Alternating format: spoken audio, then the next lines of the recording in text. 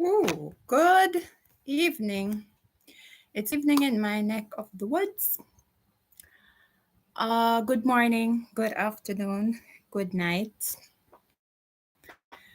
wherever you are at this time watching this recording, as it would have been, as it will be at that time. So, I want to share my salvation story. Actually, it's something I have been thinking about for a while, and every time I'm supposed to share, I just come up with reasons not to. Well, let me just say the enemy has been working overtime. So today I'm going to share my salvation story. So I grew up in Jamaica where I was born. I lived there pretty much most of my life.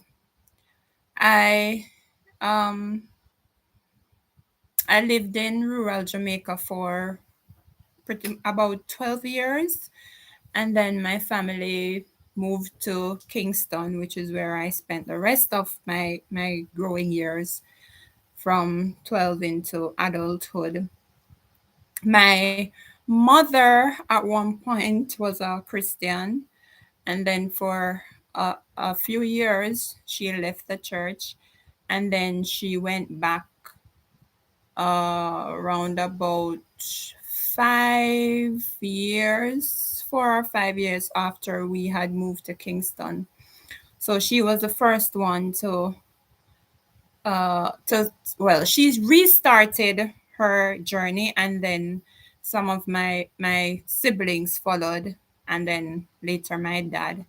But I was not ready at the time to make that commitment because I was concerned that there were things that I couldn't do that I wanted to do. Clearly, those things were sinful. So I should not have been doing them in the first place. They were not good for me. But being a teenager, I felt like of course, we always think we know better than everybody else, including our parents. And even though they were encouraging me, and I sensed the Holy Spirit tugging at my heart, even from as far as I can remember in second form, that's in eighth grade, I could tell distinctly that there was that the Holy Spirit was tugging at my heart, that He was gently calling me, gently pursuing me. But I rebelled because, like I said, there were things that I wanted to do that I would not have been able to do as a Christian. And then none of my friends were Christians.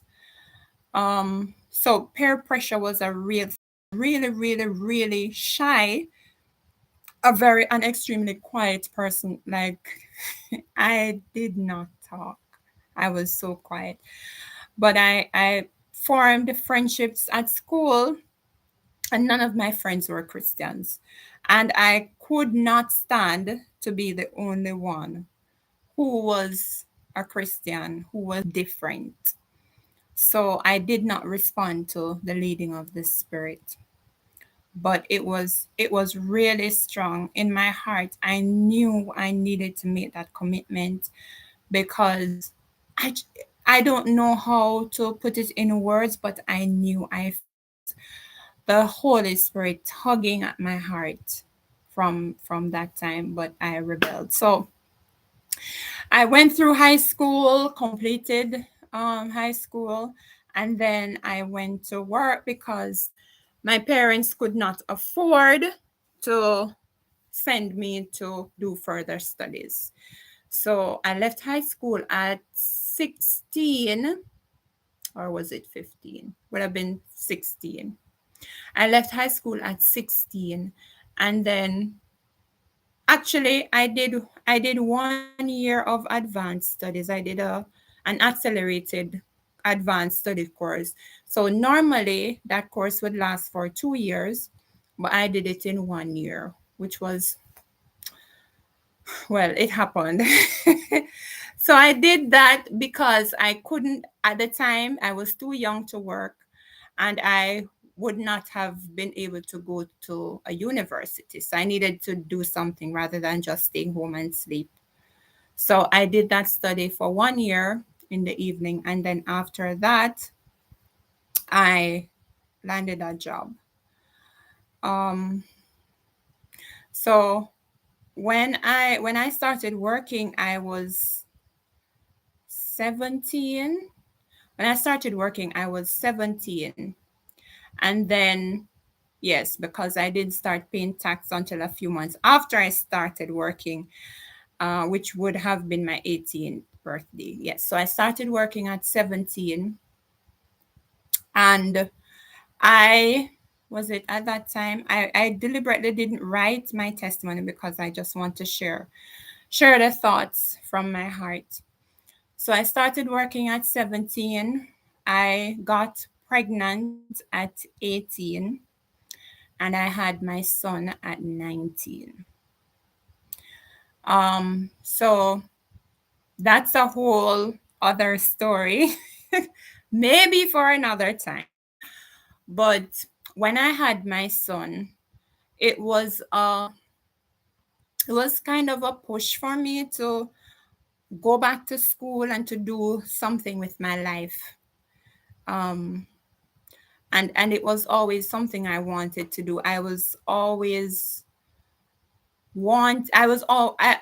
admired seeing women going to work, coming from work in their fancy fancily dressed and in the nice cars and just able to do all the things they wanted to do. So of course I wanted to do that. So I after I had my son, I went back to work. Said I started working by that time. So I went back to work, and a former coworker of mine, we started talking about going to university. And it was an encouragement for me at the time. And so I got to go to university. I did 2 years of part-time study, which was really, really hard because I had a young baby to take care of. Of course, I got the support from my family, especially my mom, who was staying at home at the time. So she took care of my son during the day, and when I got home at night, whatever was left of me after work and school, of course, I had to, take care of him. So that was my life for a few years. But during that time is when my by this time my mother had gone back to church. My sisters had become Christians, and so I would just visit. I would just visit the church. But I wanted to go to another church for other reasons. Anyways, I at one point um I thought I would have been pregnant again. And I was concerned because I did not want my life to look like what I had seen it of so many women around me, having multiple children with no stable home, and just having to be stressed and worried about all kinds of things. And I didn't want that.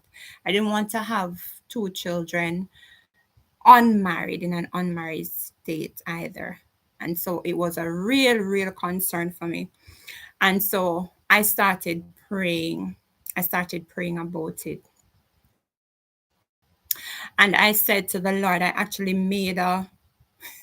I made an agreement with him, and I said, Lord, if I am not pregnant, I'm going to commit my life to you. And I found out that I was not pregnant, and it was a relief for me. And so I had to keep up my end of the I didn't have to, but it was smart to keep my end of the bargain. So that was the final push for me to commit my life to Christ. But remember, I said that the calling was there from I was maybe 12, 13 thereabouts. So that was a final thing. There were other instances where I knew the Spirit was talking to me, the Holy Spirit. Like I would go to clubs with a friend, and I would just feel out of place. I would go to parties, and the things that I saw, they were just jaw dropping, eye opening. Like, I don't understand these things. What am I doing here? Like, unbelievable things happened at those parties, and I just felt out of place. Um, so there were just things along the way that told me that I needed to just surrender to Christ. But that was me finding out that I was not pregnant was the final push for me to totally commit to him. And so that's what I did. I just surrendered my life to the Lord. So that was how I came to become a Christian. Now, there are other parts of the story that I will do in another video, but I want to end this video by saying that looking back now, it's been 20 it's 2023. It has been 23 years that I have committed my life to Christ. And my only regret about committing to Christ, actually I have two regrets I have. One, that I did not make this commitment sooner, that I delayed choosing Christ. And the second regret I have is that I was not deliberate about seeking to know Christ personally sooner than I started in my Christian journey. So, that part of my testimony I will share in part two. That I think I'll do part two. Yes, I'm going to do part two in another video. So that's part one. But I'll share more details about um, my growth as a Christian in part two of this video. So please go and watch it. I'm going to end this live right now, and then I will record part two. So I'll see you in the next video. Bye bye.